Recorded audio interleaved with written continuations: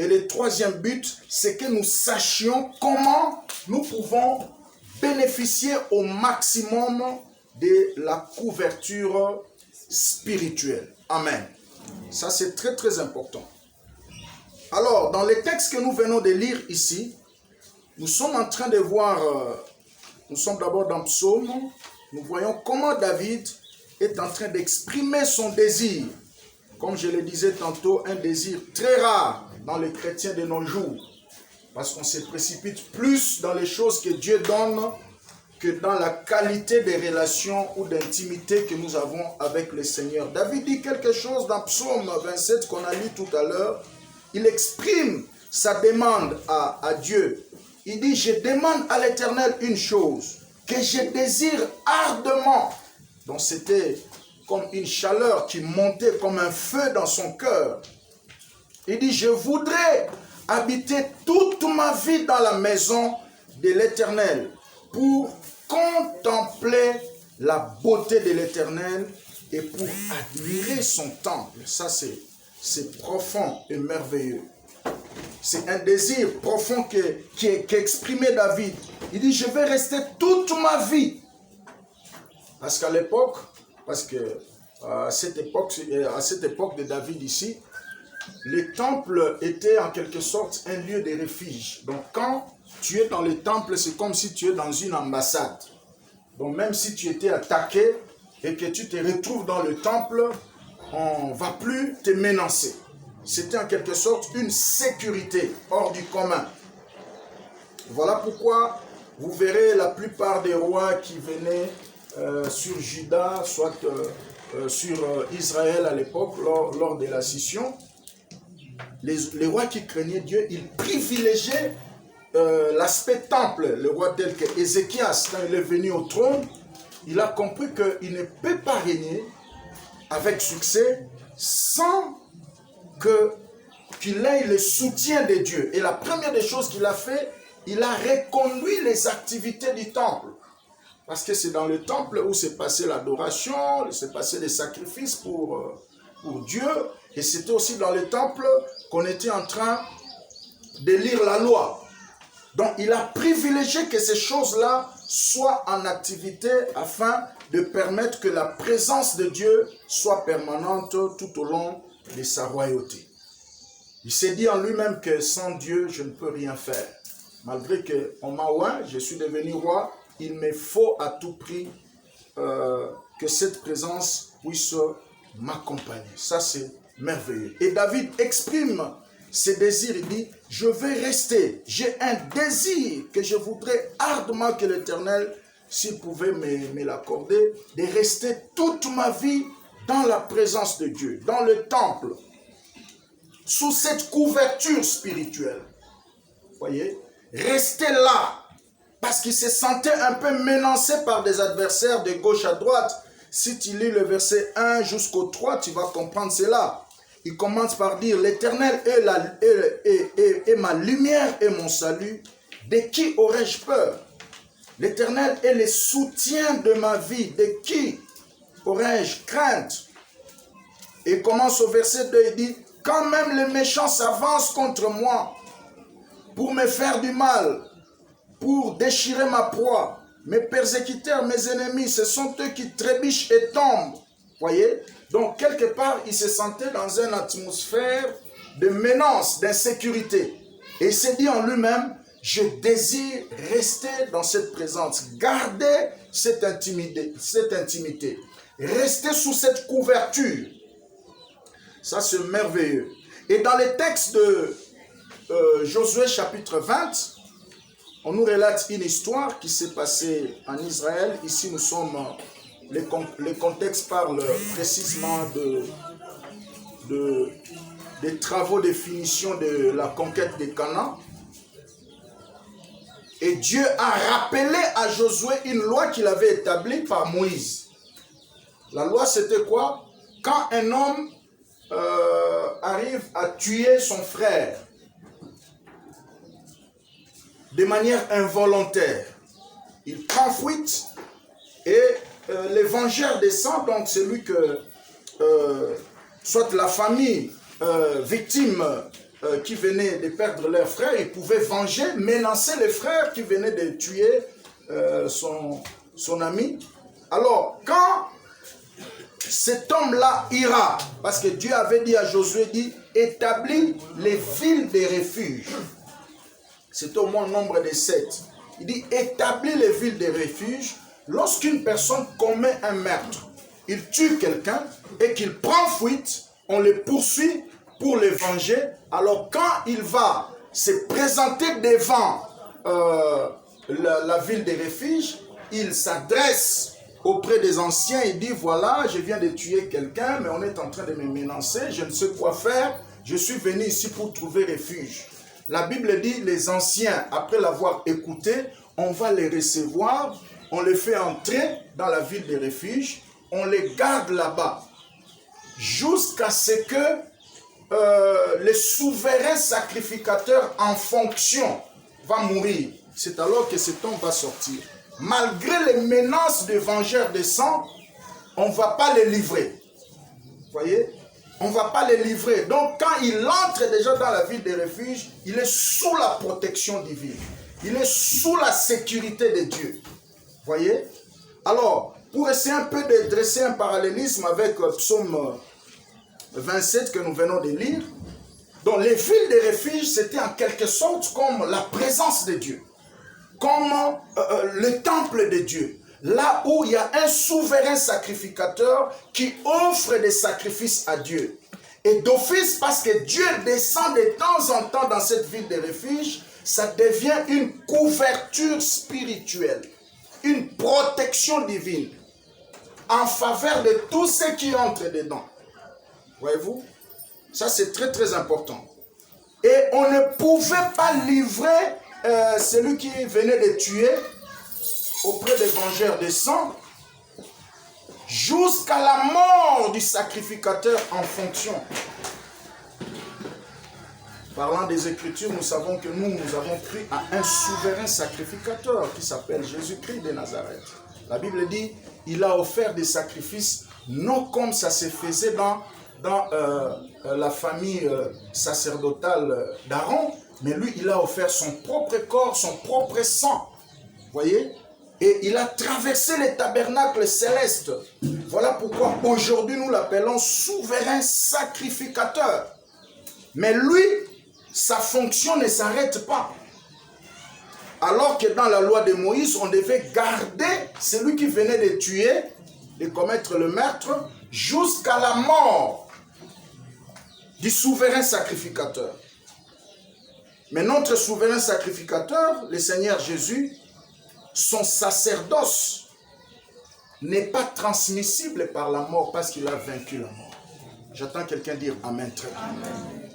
Donc lorsque nous venons dans le temple, dans la présence de Dieu, automatiquement, quel que soit les vengeurs des sangs, les vengeurs des sangs aujourd'hui, ça peut symboliser la sorcellerie de nos familles qui nous poursuit.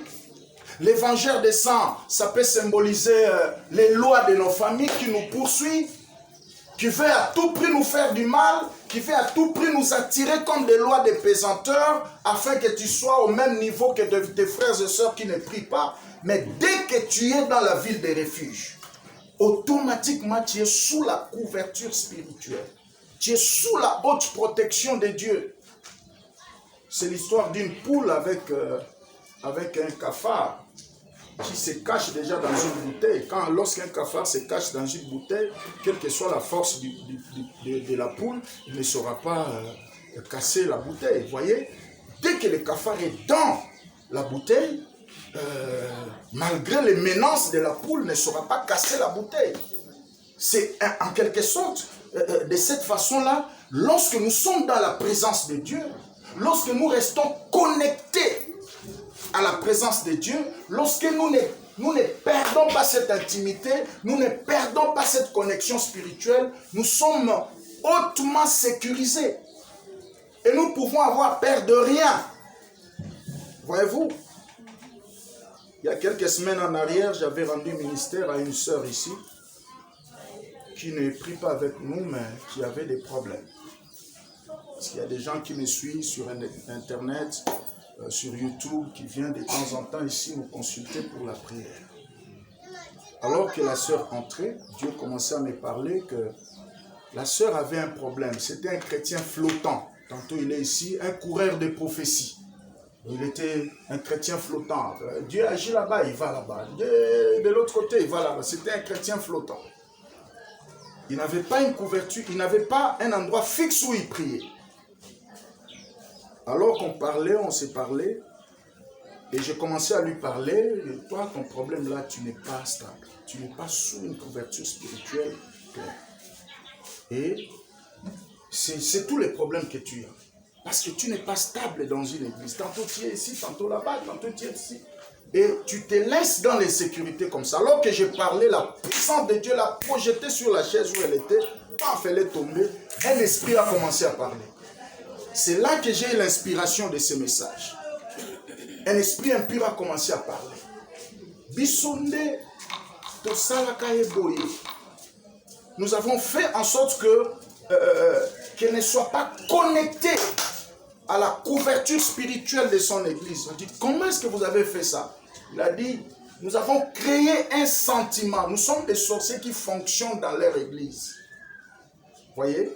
Nous avons créé un sentiment de méfiance, un sentiment de négligence dans les chefs de plusieurs fidèles. Et lui aussi était victime de ces choses-là. Voyez, chaque fois quand nous vous disons « gênant », toi tu écoutes mais tu n'obéis pas. Tu tombes dans le piège des sorciers. Alors c'est comme ça qu'il fonctionne. Il crée un sentiment de méfiance dans le cœur. Quand le conducteur spirituel parle, tu écoutes mais tu n'obéis pas. Et quand maintenant le pasteur va commencer à s'inquiéter, pourquoi ce serviteur? Moi j'ai parlé, j'ai invité les gens, pourquoi il n'est pas venu? Et quand l'homme de Dieu commence à s'inquiéter comme ça, directement, il sort de la couverture spirituelle. Et là, nous pouvons facilement soit l'étouffer, soit le détruire, soit lui faire quelque chose de mal. C'est là que j'ai eu cette inspiration. Il dit oui, nous l'avions possédé parce que nous sachions que c'était un enfant qui a beaucoup derrière lui. Il a beaucoup d'enjeux spirituels. Et s'il s'est levé, beaucoup de gens seront délivrés derrière lui. Voilà pourquoi nous l'avions étouffé comme ça. Alors j'ai chassé cet esprit et parti. Alors bien aimé dans le Seigneur, la couverture spirituelle, c'est tout ce dont nous avons besoin. Tout ce que le diable peut faire, lorsque tu es dans la présence de Dieu, c'est de te permettre d'entrer même dans le culte, mais ne pas te connecter à l'esprit du culte du jour. On peut dire des choses ici, on peut donner des instructions ici. Cette semaine, c'est une semaine de jeûne et prière. Tu entends, mais tu n'obéis pas. Même les petits gestes que nous faisons ici, même Mukumba Nzambe na 1000 francs na yowana, tu prends l'enveloppe, mais tu ne remets pas. Donc, tu n'es pas connecté à la couverture. Et à ce moment-là, ça serait difficile pour toi de bénéficier au maximum de la protection de Dieu. Et c'est ce qui est arrivé ici. Voyez? Parce que nous parlons de la couverture spirituelle. C'est quoi la couverture spirituelle? C'est cette protection spirituelle que nous avons auprès de Dieu par le canal de son serviteur qu'il a établi. Amen. Cette protection que nous avons auprès de Dieu par le canal de son serviteur qu'il a établi. Un jour, je vous avais dit ici que le nom de chaque église détermine la mission de l'église, la mission de Dieu dans la vie des gens qui viennent prier dans cette église-là. Tel que chez nous, le nom c'est Centre missionnaire, la main de l'Éternel. Ok? Quand vous entrez dans une telle église, la main de l'Éternel, donc la mission de Dieu dans la vie des gens qui viennent prier ici. Cette main-là va nous servir, va aussi nous protéger. Parce que la main de Dieu fait deux grands rôles. Ça nous sert et ça nous protège. Donc, dès que tu es ici, automatiquement, c'est comme un monsieur ou une dame, soit une famille qui est tombée entre les mains de l'Éternel. Et cette main-là, automatiquement, va commencer à jouer des rôles. Ça vous sert, ça vous bénit, ça vous guérit, ça vous délivre, mais aussi ça vous protège. Parce que Dieu ne fait pas seulement une action de bénir, bénir, bénir. Non, il bénit et il protège. Il guérit et il protège la guérison. Pour que l'ennemi ne vienne plus déranger. La couverture spirituelle, c'est aussi cette faculté de réussir que nous bénéficions. Alléluia. Tu peux être dans une église, soit sous la couverture d'un homme de Dieu. Chaque fois qu'il prie pour vous, tu verras un simple talent que tu as, ça peut t'amener plus loin. Ça te facilite certaines choses. C'est ça ce qu'on appelle la couverture spirituelle. Un peu de talent, un peu de dons que tu as, mais plus l'onction de Dieu sur vous, plus la couverture de Dieu sur vous, tu peux être comme un petit David avec sa guitare. Un petit David de 17 ans, il pouvait aller jouer dans le palais royal. Voyez? À cause de cette couverture, de cette présence de Dieu qui entourait son don, son talent. Voyez? La couverture spirituelle, c'est aussi cette grande armée à tes côtés pour te servir. Alléluia. C'est une grande armée des anges que tu ne vois pas. Ils sont là pour te rendre service. Si tu lis dans 2 Rois chapitre 6, à partir du verset 16 jusqu'à 17, tu verras ce qui s'est passé. Une fois comme ça, les Syriens sont venus attaquer Israël. Alors, le prophète Élisée était là avec son serviteur Géasi. Géasi qui a vu l'armée des Syriens entourer Israël commencer à paniquer. Alors, Dieu a dit par son prophète Élisée, il a dit à Géasi, dit, ceux qui sont avec nous sont plus nombreux que ceux-là que tu vois. Alors, Géasi, tellement qu'il n'était pas connecté à l'onction, à la couverture spirituelle de son conducteur spirituel, il ne voyait pas. Alors la Bible dit, Élisée a prié pour lui. Il dit, Seigneur, ouvre-lui les yeux spirituels afin qu'il voie ce que je vois. La Bible dit, Dieu lui a ouvert les yeux et il a vu une multitude d'armées des anges qui les entouraient.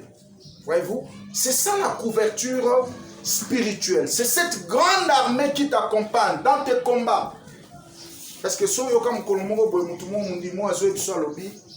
je dormais, j'ai vu mon pasteur en train de me soutenir, soit dans quelque chose, soit j'ai combattu avec lui, soit j'ai traversé avec lui. C'est ça, au fait, la couverture spirituelle. J'attends quelqu'un dire Amen. Amen. Donc, c'est cette grande armée qui te soutient dans les combats. Ça peut être de manière consciente ou inconsciente. Ça peut aussi te préserver de certains dangers que tu ne savais pas. Peut-être on a jeté des histoires sur la route. En ton nom, on dit, voilà, c'est le passage, c'est par ici qu'il passe souvent, c'est par ici qu'il s'assoit pour travailler. On a jeté des histoires, on a envoûté. Mais parce que tu marches avec cette couverture spirituelle, tu peux même fouler la plante de tes pieds là-bas et c'est sans effet. J'attends quelqu'un dire Amen. Amen. La couverture spirituelle, c'est ce dont nous avons besoin. Ça, c'est merveilleux. Alléluia. Amen. Alors, le tout premier bénéfice de la couverture spirituelle, c'est que ça assure notre protection. Amen. Amen. Parce que quand l'évangile des saints poursuivait celui qui venait de tuer, dès qu'il était entré dans la ville de refuge, on ne pouvait plus les toucher. Mon frère, ma soeur, tu ne peux pas imaginer combien de fois Dieu t'a épargné de plusieurs attaques des sorciers de nos familles, des sorciers de nos quartiers, des sorciers des fois qui viennent par mégarde nous fréquenter ici à l'église, tout simplement parce que tu es engagé dans l'œuvre de Dieu, tu es connecté à l'onction qui est établie et Dieu vous épargne de beaucoup de choses. Amen. Alléluia. Et nous devons en être conscients. Parce que ici, quelle que soit la menace du vengeur des sangs, dès que celui qui venait de tuer entrait seulement, mettait la plante de ses pieds dans la ville de refuge, automatiquement il était sous la protection. On ne pouvait plus les livrer. C'est comme quand tu es venu là, tu es sous la protection de Dieu, tu es sous la protection des anges de Dieu, nous ne pouvons pas te livrer.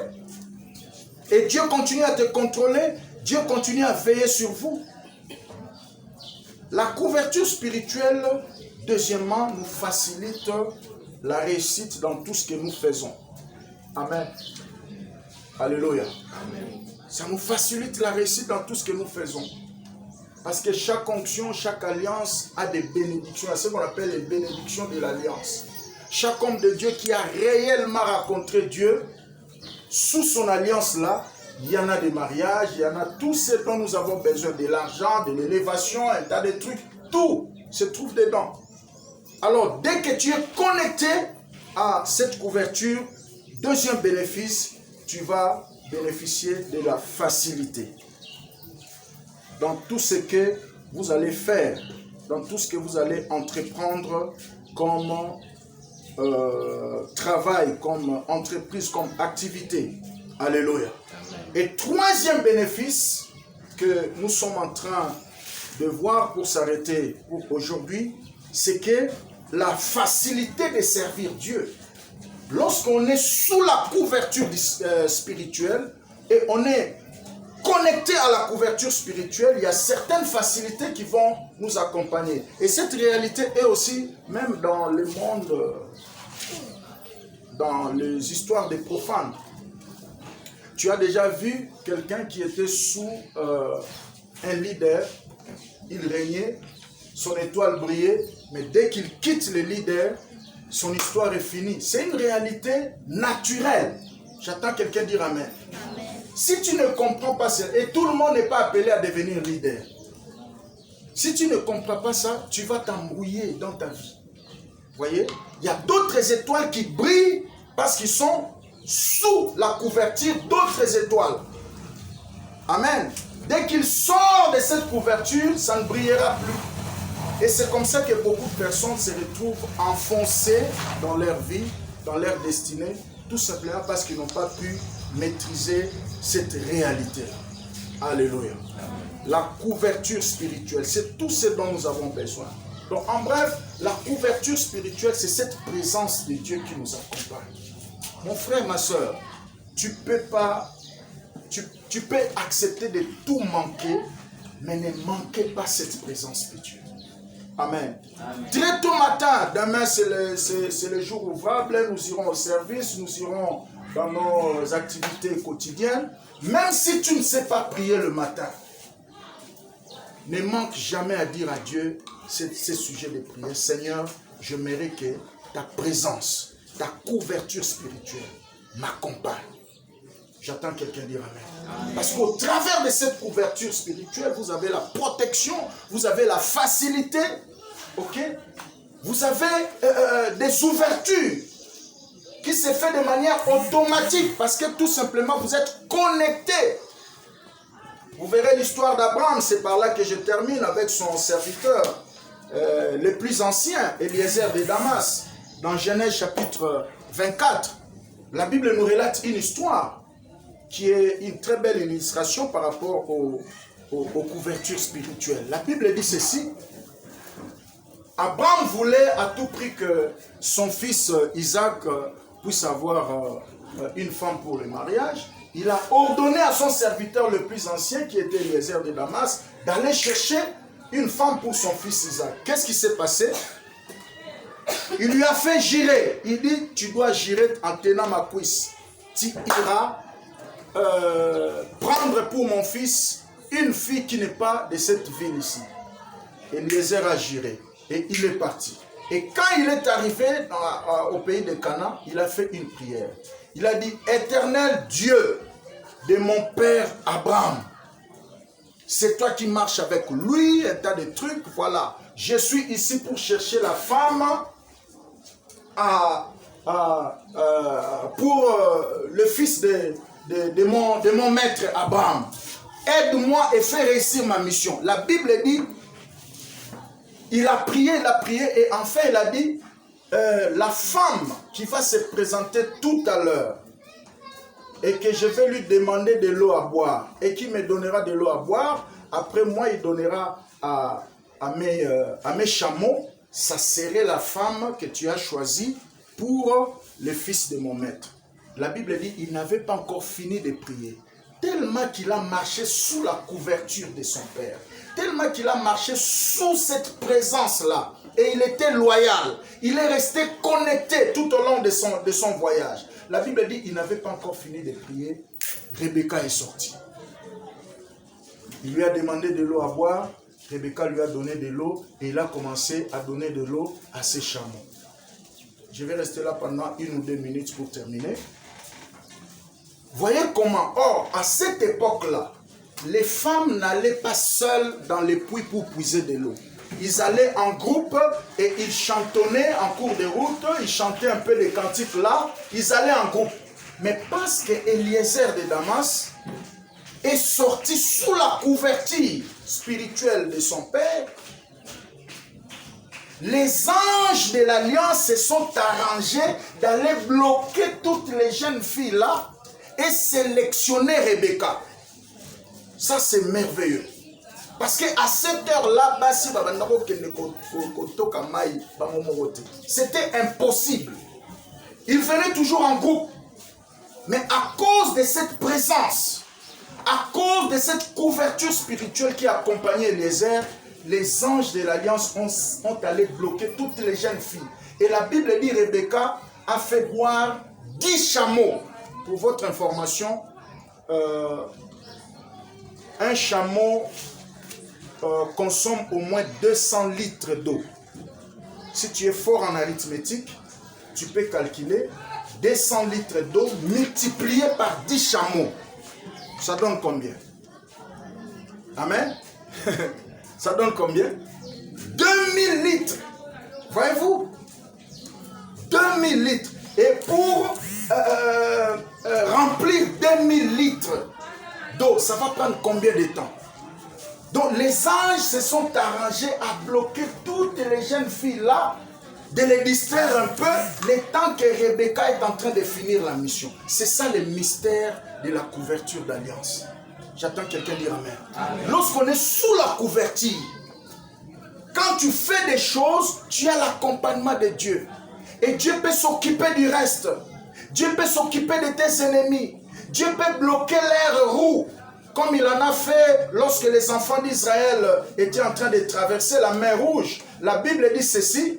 Quand les enfants d'Israël sont entrés, ils commençaient à traverser. Pharaon aussi avec sa troupe est entré dans la mer Rouge. Et qu'est-ce qui s'est fait? La Bible dit Dieu est venu faire une interposition entre les enfants d'Israël et Pharaon avec ses troupes. Et qu'est-ce qui s'est fait? Dieu a commencé à bloquer les roues des chars des soldats de Pharaon pour qu'ils n'arrivent pas à atteindre les enfants d'Israël. Vous voyez? À cause de la couverture spirituelle qui les accompagnait, parce que la Bible dit, le matin ou pendant la journée, ils étaient accompagnés par une colonne de nuée, et la nuit, c'était la colonne de feu. Cette présence-là qui les accompagnait a combattu en leur faveur. J'ai prié le Seigneur que cette semaine qui commence, que la couverture spirituelle se manifeste dans ta vie. Amen. Que Dieu t'accompagne dans tout ce que tu vas entreprendre. Que Dieu t'accompagne dans tes projets. Que tu expérimentes la présence de Dieu, l'accompagnement de Dieu dans tout ce que tu fais. Je croyais que tu allais dire Amen, très bien. Amen. Parce que cette couverture, c'est tout ce dont nous avons besoin. Parce qu'elle nous protège contre les attaques de l'ennemi. Elle nous protège contre les pièges de l'ennemi. Elle nous protège contre les poursuites de nos familles. Elle nous protège, elle nous met à l'abri de tout danger. Voilà pourquoi David a exprimé ses désirs dans Psaume 27, verset 4 que nous avons lu dans notre introduction. Il dit, je désire, je demande une chose à Dieu que je désire ardemment. Mon frère, ma soeur, dans cette année qui commence, accepte même que les amis te fuient, que les frères se séparent de toi, mais que la présence de Dieu reste en permanence dans ta vie. J'attends quelqu'un dire Amen. Amen. Tu peux perdre l'argent, tu peux perdre les amis, tu peux perdre les collègues de service, tu peux perdre tout, mais que cette présence-là, comme David a dit, je désire rester toute ma vie dans ta présence et contempler cette présence. Et nous prions ce matin que cette présence nous accompagne dans nos projets, dans nos activités, dans tout ce que nous faisons, voyez, dans nos familles. Que cette présence-là nous accompagne. Tu peux oublier tout ce que j'ai dit, mais n'oublie jamais ça. Même si tu ne sais pas prier, chaque matin, demande que cette présence-là t'accompagne. Demande que cette présence remplisse ta maison. Demande que cette présence-là t'accompagne jusqu'au boulot. Demande que cette présence, quand tu termines le boulot, tu rentres. Demande que cette présence-là t'accompagne jusqu'à la maison. Alors que tu es au boulot, prie que cette présence-là reste pour garder tes enfants. J'attends quelqu'un dire Amen. Amen. Ça, c'est très important. La présence de Dieu. La couverture spirituelle. C'est tout ce dont nous avons besoin. Inclinons nos têtes. Nous allons remercier le Seigneur. Dire Seigneur, merci pour ta grâce. Merci de nous avoir parlé. Merci.